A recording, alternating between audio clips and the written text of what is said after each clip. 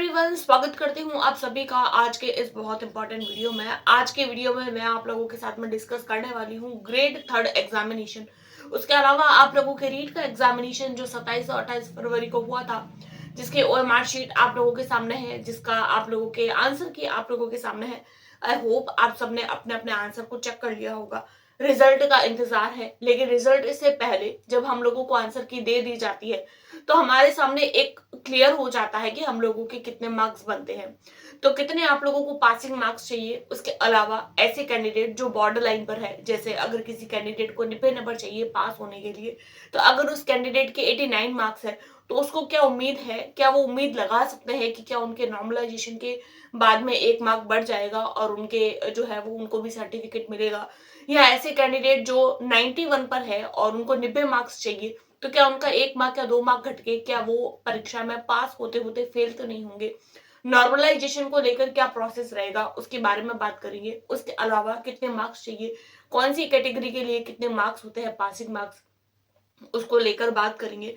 उसके अलावा रिजल्ट कब तक आएगा, आपत्ति जब हम लोग लगाते हैं किसी भी क्वेश्चन पर, या किस तरीके से आपत्ति का प्रोसीजर रहता है, क्या रहता है और क्यों लगानी चाहिए, इस पर बात करेंगे। उसके अलावा आप लोगों के मार्क्स बढ़ेंगे, कितने बढ़ सकते हैं, घट भी सकते हैं या नहीं, इन सारी की सारी बातों पर आज की वीडियो में हम लोग डिटेल में डिस्कस करने वाले हैं।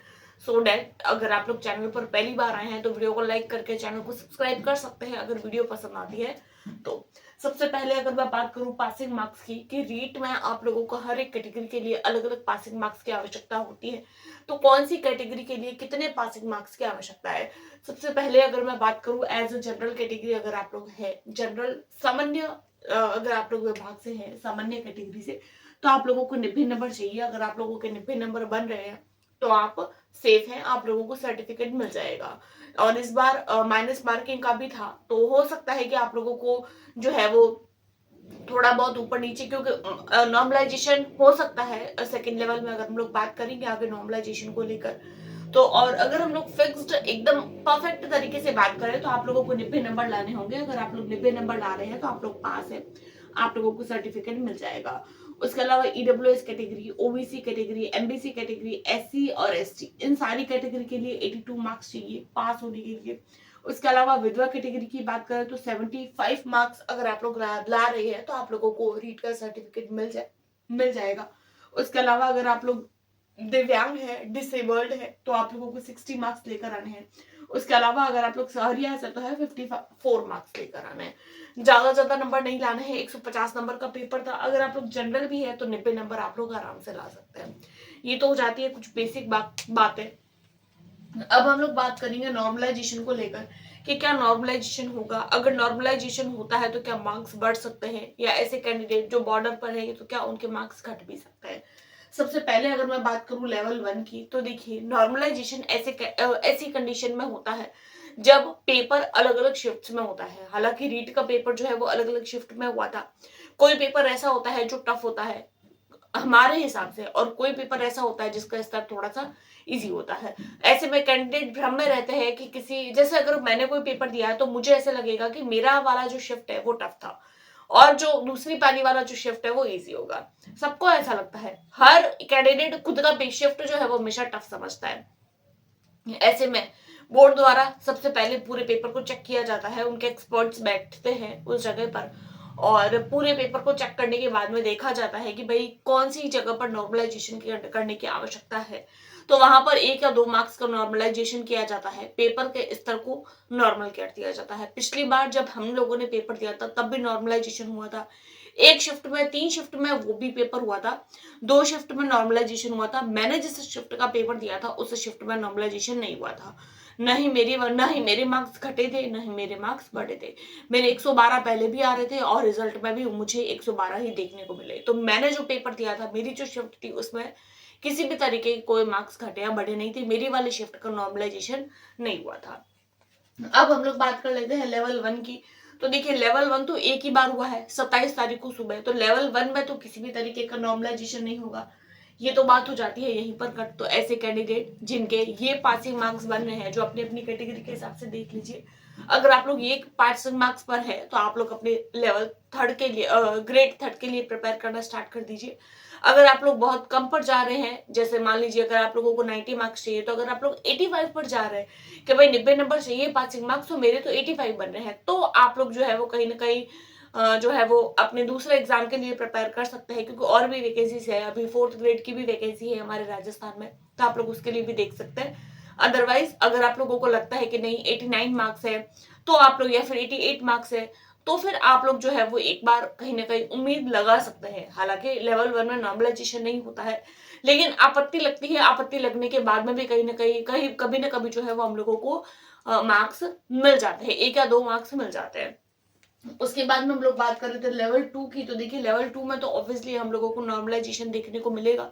पिछली बार भी हुआ था, इस बार भी होगा, क्योंकि 2 शिफ्ट में पेपर था, 27 तारीख को इवनिंग का और 28 तारीख को मॉर्निंग में, 2 शिफ्ट में पेपर था। अब देखते हैं बोर्ड कौन से डे का पेपर है उसको टफ मानता है, कौन से डे का पेपर जो है वो इजी मानता है। और न्यूज़पेपर की कटिंग में भी हम लोगों ने ये देखा है कि बोर्ड द्वारा स्वयं द्वारा जो है वो इस बात को स्वीकारा गया है कि 5 मार्क्स के क्वेश्चंस ऐसे हैं जो गलत है, जिनको बोर्ड ने स्वीकार भी किया है, और 5 मार्क्स आप लोगों को बोनस मिलेंगे।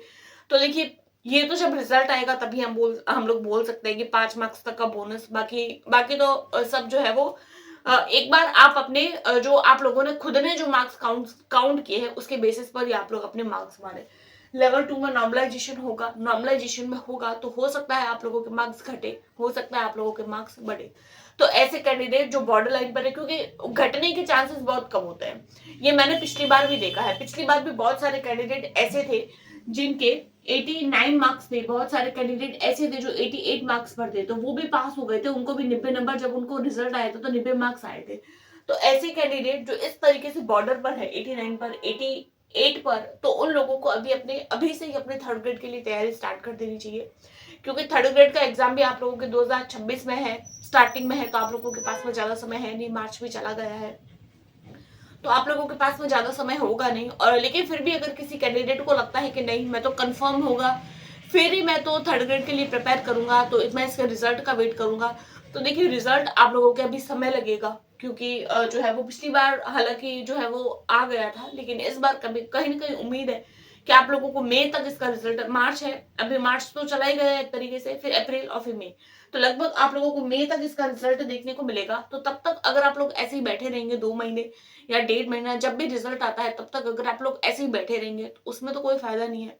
उससे बढ़िया आप अपने कुछ बेसिक टॉपिक्स, लाइक आप लोगों का साइंस हो गया, आप लोगों का जो भी सब्जेक्ट है जैसे जीके हो गया, तो उसको आप लोग कवर अप करने की कोशिश करें, या फिर ऐसे कोई कॉमन सब्जेक्ट जो आप लोगों के अन्य भर्ती परीक्षाओं में भी मदद करते हैं, तो उनके लिए भी आप लोग एक बार देख सकते हैं, ताकि आप लोगों का समय भी खराब ना हो और आप लोगों की तैयारी भी चलती रहे। बाद में मान लीजिए आप लोगों का रिजल्ट आ जाता है, अभी आप लोग ऐसे सोचते हैं कि भाई मेरी तो 87 है, मैं तो पास ही नहीं होऊंगा, हो सकता है 1-2 मार्क्स नॉर्मलाइजेशन से मिल जाए, 1-2 मार्क्स आप लोगों के आपत्ति जो हो 1-2 सवालों पर, और आप लोगों के मार्क्स बढ़ जाए, तो वो भी चांसेस रह सकता है।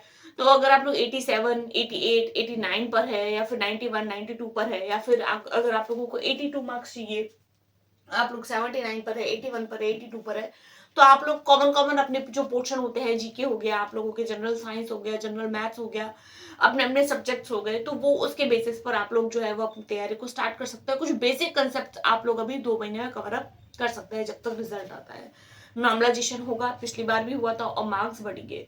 उसके अलावा आप लोगों के नॉर्मलाइजेशन के बेसिस पर तो मार्क्स बढ़ेंगे ही बढ़ेंगे, उसके अलावा आप लोगों के आपत्ति लगती है। अब आपत्ति क्या होती है, तो देखिए आपत्ति होती है सवालों पर, इसका मतलब ये होता है, मान लीजिए कोई भी क्वेश्चन है जो आप लोगों की परीक्षा में आया और बोर्ड द्वारा उसका आंसर दे दिया कुछ और, लेकिन आपने कुछ ऑथेंटिक सोर्स, जैसे कि आप लोगों ने आरबीएससी की बुक्स देखी, एनसीईआरटी की बुक्स देखी, और उन एक जो बेसिक सोर्स होते हैं, जो मेन सोर्स होते हैं, जो जिसको बोर्ड मान्य करता है, उन सोर्स को देखा और आपको लगा कि बोर्ड द्वारा आंसर गलत दिया गया है, बल्कि जो एनसीईआरटी की बुक्स है, आरबीएससी की बुक्स है, उनमें जो ये आंसर है वो अलग है, तो आप उस पर्टिकुलर क्वेश्चन पर आपत्ति भी लगा सकते हैं। आपत्ति लगाने की डेट जो होती है वो आप लोगों को दी गई है 31 मार्च तक। आप लोग 1 सवाल पर, 2 सवाल पर, या 3 सवाल, जितने भी सवाल आप लोगों को लगते हैं ऑथेंटिक सोर्स के बेसिस पर, ऑथेंटिक सोर्स होना चाहिए आप लोगों के पास में, ऑथेंटिक सोर्स के बेसिस पर आप लोगों के पास में जो है वो होना चाहिए। और अगर आप लोगों को लगता है कि इस क्वेश्चन पर जो है वो बोनस मार्क मिलना चाहिए या ये क्वेश्चन का आंसर जो है वो कुछ और होना चाहिए, तो जब आप उस पर्टिकुलर क्वेश्चन पर आपत्ति लगाते हैं, 31 मार्च उसके लास्ट डेट है, 31 मार्च से पहले पहले आप लोगों को आपत्ति लगानी है अपना पर्टिकुलर सोर्स मैं बता रही हूँ, एनसीईआरटी, आरबीएससी की बुक, एनआईओएस की बुक भी हो सकती है, कोई कोचिंग के नोट्स, आपके खुद के बनाए हुए नोट्स या कोई गाइड बुक वो नहीं चलती है। इस बात को ध्यान रखें। आप लोग चैलेंज कर रहे हैं कि भाई कोई गाइड की बुक में ऐसा लिखा गया है, तो गाइड की बुक के आंसर कभी भी मान्य नहीं होते हैं। उसके अलावा कोई कोचिंग के नोट्स है, कोई कोचिंग की बुक है या फिर आपके खुद के हस्तलिखित नोट्स है, वहां लिखी गई चीजें भी मान्य नहीं होती है। ऑथेंटिक सोर्स होगा तो ही आप लोग आपत्ति लगाए, अदरवाइज आपत्ति ना लगाए।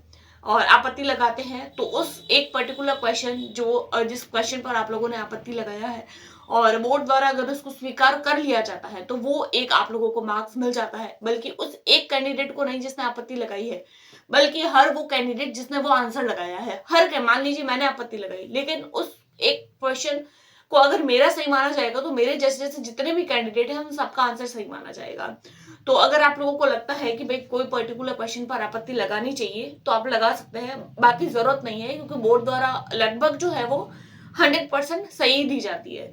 होती है तो जो बड़े बड़े कोचिंग्स वाले होते हैं वो अपनी अपनी तरीके से लगा चुके होते हैं। तो आपत्ति लगाने का मुझे नहीं लगता कि किसी सामान्य कैंडिडेट को आवश्यकता है, अदरवाइज आपकी इच्छा है। उसके अलावा मार्क्स बढ़ेंगे या नहीं बढ़ेंगे या घट भी सकते हैं, तो मार्क्स आप लोगों के बढ़ेंगे, ऑब्वियसली बढ़ेंगे।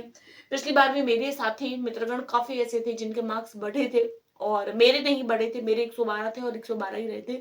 लेकिन बहुत सारे कैंडिडेट ऐसे थे, किसी के 1 नंबर बढ़ा हुआ था, किसी के 2 नंबर बढ़े हुए थे। तो अगर आप लोग बॉर्डर लाइन पर है, आप लोगों के कितने भी मार्क्स बढ़ रहे हैं, तो आप लोगों के मार्क्स बढ़ सकते हैं, घटने के चांसेस नहीं है, मार्क्स घटेंगे नहीं। ये कुछ कुछ बेसिक बातें थी। और रिजल्ट को लेकर आप लोगों को कंफ्यूजन दूर हो गया होगा, नॉर्मलाइजेशन को लेकर भी कंफ्यूजन दूर हो गया होगा। उसके अलावा थर्ड ग्रेड की तैयारी हम लोगों ने हमारे चैनल पर स्टार्ट कर दी है। साइंस की 4 क्लासेस ऑलरेडी हो चुकी है। नेक्स्ट टॉपिक को मैं तैयार कर रही हूँ। तैयार करने में समय लगता है, बहुत सारे कैंडिडेट ऐसे बोलते हैं थोड़ा जल्दी जल्दी प्रिपेयर करिए। देखिए ये कोई रीट पात्रता परीक्षा नहीं है कि हम लोग फटाफट से कोर्स करवा देंगे।